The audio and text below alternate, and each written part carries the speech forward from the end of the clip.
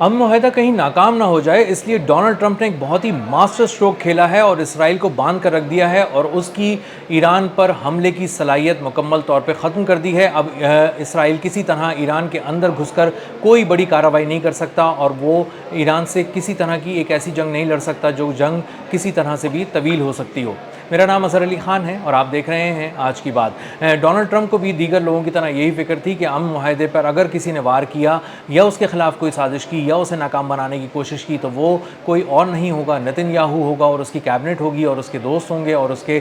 Business tycoons ہوں گے اسرائیل کے، اور وہ مسلسل کوشش کر رہے ہیں کہ کسی طرح اس معاہدے کو ناکام بنا دیں اور کوئی ایسا تنازع کھڑا کریں جس میں ایران اور امریکہ آپس میں لڑ پڑیں یا ان کے درمیان جو ایک تعلق بن رہا ہے کسی طرح کا جو آگے جا کے معاہدے کی شکل اختیار کرے گا وہ تعلق ٹوٹ جائے اور کوئی ایسی بدمزگی پیدا ہو جائے جس کے بعد دونوں پھر آمنے سامنے آ جائیں اور اس کو جنگ کا ماحول بن جائے اور اس سے نتن یاہو کو فائدہ ہو۔ لیکن ٹرمپ نے یہاں پر ایک بہت ہی شاندار اور ماسٹر اسٹروک کھیلا ہے اور اپنی فوج کے تعاون سے اس کی ساری جان ہی نکال لی ہے اسرائیلی آرمی کی، اور اسرائیلی ایئر فورس سے وہ تمام طاقت چھین لی ہے جو اس کے پاس تھی ایران میں ڈیپ انسائڈ جا کر اندر گھس کر حملہ کرنے کی۔ اور اس کے جو طیارے تھے ایئر فورس کے جب وہ جا رہے تھے اندر جاتے تھے تقریباً 1500 سے 2000 کلومیٹر تک اندر جا کر وہ مختلف اہداف کو نشانہ بناتے تھے، یہ صلاحیت امریکہ نے چھین لی ہے۔ اور وہ صلاحیت کس طرح چھینی ہے؟ اس نے اپنے KC-135 ریفیولنگ ٹینکرز جو بین گوریون ایئرپورٹ پہ تل اویو کے کھڑے ہوئے تھے اور اسی لیے بھیجے گئے تھے تاکہ وہ کسی بھی طرح کے حملے میں سپورٹ کر سکیں اسرائیل کو اور ایران کے اندر ڈیپ انسائڈ جا کر حملوں کو یقینی بنا سکیں، وہ تمام KC-135 ریفیولنگ ٹینکرز واپس بلانے شروع کر دیے ہیں اور ایک کے بعد ایک جو ریفیولنگ ٹینکر ہے وہ اس وقت بین گوریون ایئرپورٹ جو تل اویو کا ہے وہاں سے ٹیک آف کر رہا ہے اور امریکہ کی بیسز کی طرف جا رہا ہے اور امریکہ ایک ایک کر کے اپنا ریفیولنگ ٹینکر تل اویو سے نکال رہا ہے۔ اس کا مطلب یہ ہے کہ ریفیولنگ ٹینکرز اب اسرائیل کو اویلیبل نہیں ہوں گے کسی طرح بھی۔ اگر اسرائیل کی ایئر فورس، اسرائیل کی آرمی، نتن یاہو اور اس کی کیبنٹ یہ سوچتے ہیں کہ وہ ایران کے اندر جا کر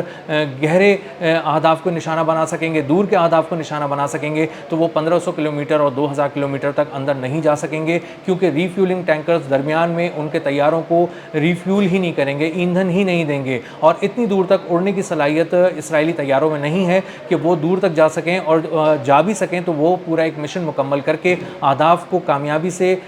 نشانہ بنانے کے بعد واپس اسرائیل کے ایئرپورٹس پر محفوظ طریقے سے لینڈ کر سکیں۔ وہ شاید چلے تو جائیں گے لیکن 1500 اور 2000 کلومیٹر تک ان کی رینج میں جانے کے بعد وہ اہداف کو اگر کسی طرح سے نشانہ بنا بھی لیں تو واپس وہ اس لیے نہیں آ سکتے کہ ان کو درمیان میں KC-135 ریفیولنگ ٹینکرز کی ضرورت ہوگی جو ہوا میں ہی ان کے طیاروں میں ایندھن بھر دے اور ان کو ایک نئی زندگی دے دے تاکہ وہ آگے تک جائیں اور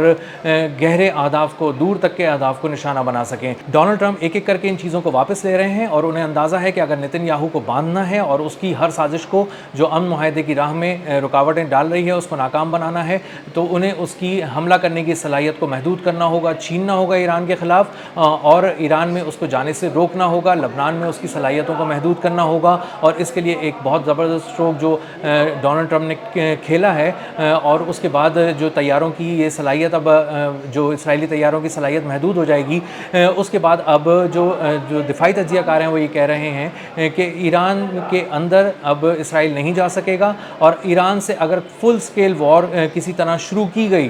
اسرائیل کی جانب سے تو وہ 12 دن سے زیادہ اب نہیں ٹک سکے گا۔ 12ویں دن کے بعد اسرائیل کو پھر امریکہ کی یاد ستائے گی اور اس کی مدد کو اس کو بلانا پڑے گا مدد کے لیے۔ لیکن اب ڈونلڈ ٹرمپ مکمل طور پر جنگ سے اکتا چکے ہیں، تھک چکے ہیں، اندازہ ہو چکا ہے انہیں کہ انہیں بہت ہی گہری چوٹ لگی ہے، اربوں ڈالر کی چوٹ لگی ہے، کچھ ایسی چوٹیں ہیں جو وہ دنیا کو نہیں دکھا سکتے، کچھ ایسے زخم ہیں جو دنیا کو نہیں دکھا سکتے،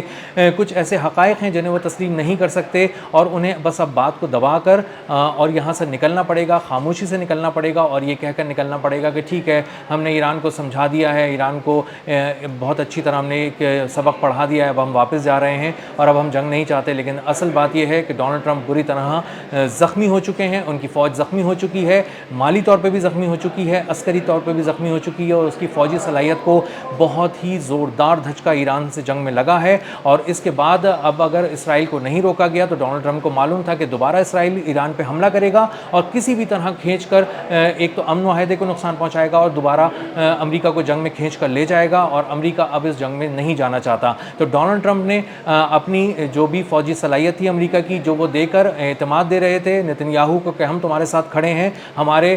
تمام طیارے تمہارے پاس جو بمبار طیارے ہیں وہ بھی, اور جو ریفیولنگ ٹینکرز ہیں وہ بھی تمہارے بین گورین ایئرپورٹ پہ تل اویو کے کھڑے ہوئے ہیں, وہ اب ایک ایک کر کے انہوں نے واپس بلانے شروع کر دیے ہیں. اور اس کا مطلب یہ ہے کہ اب نہ فائٹر جیٹس اویلیبل ہوں گے امریکہ کی جانب سے, اور نہ ہی ریفیولنگ ٹینکرز ہوں گے. اور اب لبنان میں اور ایران کے اندر گہرے اہداف کو اور دور تک دیکھے جانے والے اہداف کو, اور جو بہت ہی اسٹریٹجک اہمیت کے حامل اہداف ہیں, انہیں اب اسرائیل نشانہ نہیں بنا سکتا. اور یہ صلاحیت چھننے کے بعد اب اندازہ ہوتا ہے کہ بری طرح نتن یاہو اور اس کی کابینہ جو چاہتی تھی کہ وہ مشرق وسطیٰ کا محاذ گرم رکھے اور ایران پہ حملے مسلسل کرتے رہے, ان کے ہاتھ پاؤں باندھ دیے گئے ہیں. اور اب وہ اپنے انجام کی طرف بہت تیزی سے بڑھ رہے ہیں, جو کہ بہت دردناک ہے. اور بہت سا انجام قانونی پہلوؤں سے ہوتا ہوا گزر رہا ہے, عدالتوں سے ہوتا ہوا گزر رہا ہے, اور عدالتیں بالکل تیار کھڑی ہیں نتن یاہو, اس کی کیبنٹ اور اس کے بزنس ٹائکونز جنہوں نے اس کا ساتھ دیا اختیارات سے تجاوز کرنے میں اور کرپشن میں, وہ سب اپنے انجام کو پہنچنے والے ہیں. اور ایک فیصلہ جس کی تلوار نتن یاہو پہ لٹک رہی تھی بہت عرصے سے, اور اس کو وہ ٹال رہا تھا بہت ساری بیرونی طاقتوں کی مدد سے, اب وہ تلوار اس کے سر پہ آ کر گرنے والی ہے. اور اسرائیل سے وہ صلاحیت چھین لی گئی ہے جس کے ذریعے وہ ایران پر اندر تک گھس کر حملہ کر رہا تھا, اور اب مشرق وسطیٰ میں ایک نئی جنگ چھیڑنے کی تیاری کر رہا تھا. اس سے پہلے نتن یاہو بہت زیادہ کانفیڈنٹ نظر آتے تھے, پرجوش نظر آتے تھے, کیونکہ ان کو پتا تھا کہ ان کے سر پہ ہاتھ ہے امریکہ کا, ڈونلڈ ٹرمپ کا. اور امریکہ نے اپنے نہ صرف ریفیولنگ ٹینکرز وہاں پہ پہنچائے ہوئے تھے, بلکہ اپنے جدید ترین لڑاکا جنگی طیارے بھی وہاں پر پہنچائے ہوئے تھے. اور اس کا مطلب یہ تھا کہ انہوں نے وہاں پہ اپنے F-16 کھڑے کیے تھے, F-15 کھڑے کیے تھے, F-22 ریپٹرز تک پہنچائے تھے, اور یہ پیغام دیا تھا کہ ہم ایران کے خلاف جنگ میں اسرائیل کے ساتھ کھڑے ہیں, ہم مشرق وسطیٰ کے کسی بھی ہدف کو اڑانے کے لیے اسرائیل کی بیک پر موجود ہیں, اور اسرائیل اپنی پسند کے اہداف کا انتخاب کرے, انہیں نشانہ بنائے, چاہے وہ ایران کے کتنے ہی اندر ہوں, ایران کی کسی بھی طرف ہوں. اور اگر وہ ڈیپ انسائڈ کو اسٹرائک کرنا چاہتا ہے تو ہمارے ریفیولنگ ٹینکرز ہمارے تیار کھڑے ہیں. کسی طرح کی ہمارے جنگی تیاروں کی ضرورت پڑی اسرائیل کو